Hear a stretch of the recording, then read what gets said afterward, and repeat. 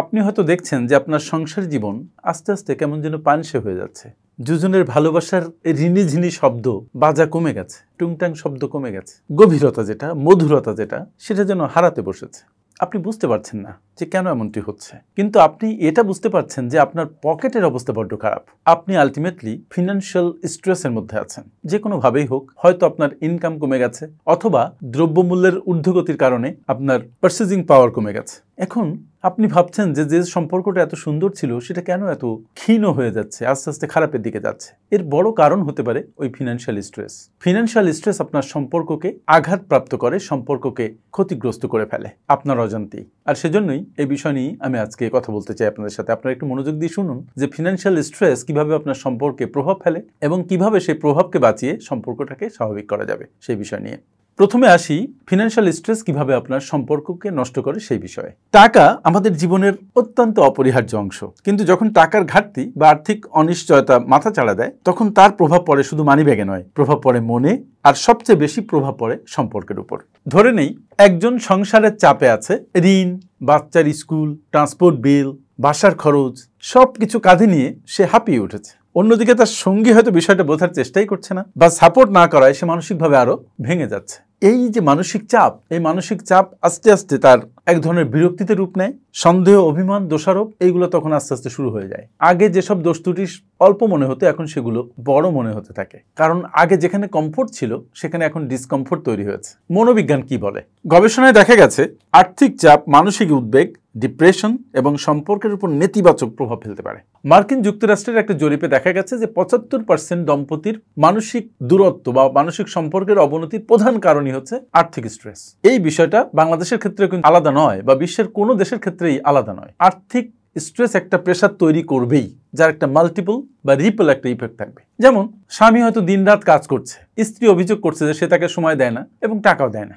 স্ত্রী চাচ্ছে পরিবারের জন্য আর্থিক নিরাপত্তা, স্বামী খেটে খেটে অস্থির হয়ে যাচ্ছেন, কিন্তু তবু আর্থিক নিরাপত্তাকে নিশ্চিত করতে পারছেন না। দুজনের মধ্যে একটা দূরত্ব হচ্ছে। এক পক্ষ হয়তো চাচ্ছে কিছু সঞ্চয় করতে, আর এক পক্ষ সঞ্চয় করার জন্য কোনো টাকাই রাখতে পারছে না। এই বিষয়গুলো প্রথমে ছোট ছোট মনে হয়, কিন্তু আলটিমেটলি এটা একটা রেষারেষি, মান অভিমান, ভুল বোঝাবুঝি, এই থেকে এটা একটা বড় ইস্যুতে পরিণত হয়। এখন আপনি কিভাবে বুঝবেন যে টাকার স্ট্রেসের কারণে সম্পর্ক ক্ষতিগ্রস্ত হচ্ছে? দেখবেন যে দিন রাত ছোট ছোট বিষয় নিয়ে ঝগড়াঝাটি হচ্ছে। একজন মন খারাপ করে থাকছে, আরেকজন আগে যেভাবে মন খারাপকে পাত্তা দিত এখন সেভাবে দিচ্ছেন না। এক পক্ষ সবসময় অভিযোগ করেই যাচ্ছে, আর এক পক্ষ নীরবে সে দায় মেনে নিচ্ছে, অথবা কখনো ফুসফাস করছে। শারীরিক সম্পর্ক, আবেগীয় যে সম্পর্ক, বন্ধুত্বপূর্ণ সম্পর্ক, সেটার মধ্যে দূরত্ব তৈরি হচ্ছে।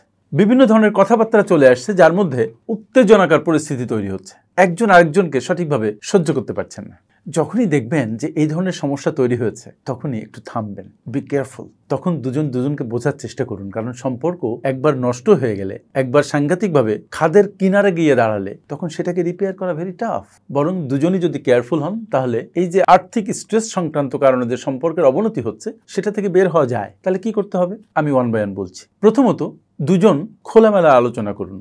বন্ধুত্বপূর্ণ সম্পর্কের মধ্যে থেকে খোলামেলা আলোচনা, মনকে মুক্ত রেখে খোলামেলা আলোচনা, ঝগড়াঝাটি নয়, তর্ক নয়, জাস্ট আলোচনা, গলা চড়িয়ে কথা বলা নয়। তারপরে যেটা করুন সেটা হচ্ছে দুজন মিলে পরিস্থিতিটাকে বুঝে যৌথভাবে আলোচনা করে একটা পরিকল্পনা তৈরি করুন। এই পরিকল্পনাটা আপনাকে রিডিজাইন করতে হবে, কারণ আগের চাইতে এখন অবস্থা খারাপ হয়েছে। তারপর আরেকটা ইম্পর্টেন্ট বিষয়, যে একে অপরকে দোষ না দিয়ে, কড়া কড়া কথা না শুনিয়ে, খারাপ কথা না শুনিয়ে, দুজনের প্রতি আন্তরিক হন, ভালোবাসার চর্চা করুন, সহানুভূতির চর্চা করুন, দুজন দুজনকে বুঝুন, অন্তত বুঝতে চেষ্টা করুন। তারপর যদি কেউ রেগে যান, তাহলে আরেকজন চুপ থাকুন। দুজনে যদি রেগে যান, তাহলে লঙ্কা কাণ্ড ঘটে যাবে। চুপ করে পরিস্থিতিটা বোঝার চেষ্টা করুন। একজন উত্তেজিত হলে আরেকজন কুল ডাউন করুন। দুজনই একসাথে উত্তেজিত হবেন না, যুদ্ধ বেঁধে যাবে। দেন একটা কাজ করুন, ফিনফ্যাক্স এবং ফাইন্যান্স মেন্টরের ভিডিও দেখুন, কারণ সেখানে আর্থিক শিক্ষা নিয়ে কথা বলা হয়। অসংখ্য শত শত ভিডিও আছে, দুজন মিলে একসাথে দেখুন। তাহলে দেখবেন আপনাদের আর্থিক ক্ষেত্রে অজ্ঞানতাবশত যে ভুল বোঝাবুঝি, সেটার অবসান হবে। তারপরে সীমিত খরচে আনন্দ খুঁজে নিন। ধরুন আপনি কক্সবাজার বেড়াতে যাবেন, তা না যে দুজন গাড়ি নিয়ে বেরিয়ে পড়ুন, বা একটা গাড়ি ভাড়া করেই ঢাকার থেকে কাছে কোথাও দিয়ে ঘুরে আসুন। প্রয়োজনে এক রাত থেকে আসুন। দেখবেন যে 4 ভাগের 1 ভাগ খরচে আপনি ভালো থাকছেন, দুজনের মধ্যে বোঝাবুঝিটা ভালো হচ্ছে। তারপরে যদি কোনো কাজ না হয় তাহলে প্রয়োজনে একটা কাজ করুন, কোনো একটা কনসালটেন্ট অথবা কাউন্সিলরের কাছে দুজন মিলে যান, আপনাদের সমস্যাটাকে খোলামেলা তাকে বলুন, দেখবেন যে আপনাদের যে ইমোশনাল উন্ডগুলো হয়েছে সেখান থেকে উনি আপনাদেরকে বের হতে সহায়তা করছেন। তবে তার আগে দুজনকে বোঝাটা খুব জরুরি, দুজনের সিচুয়েশনটা বোঝা খুব জরুরি।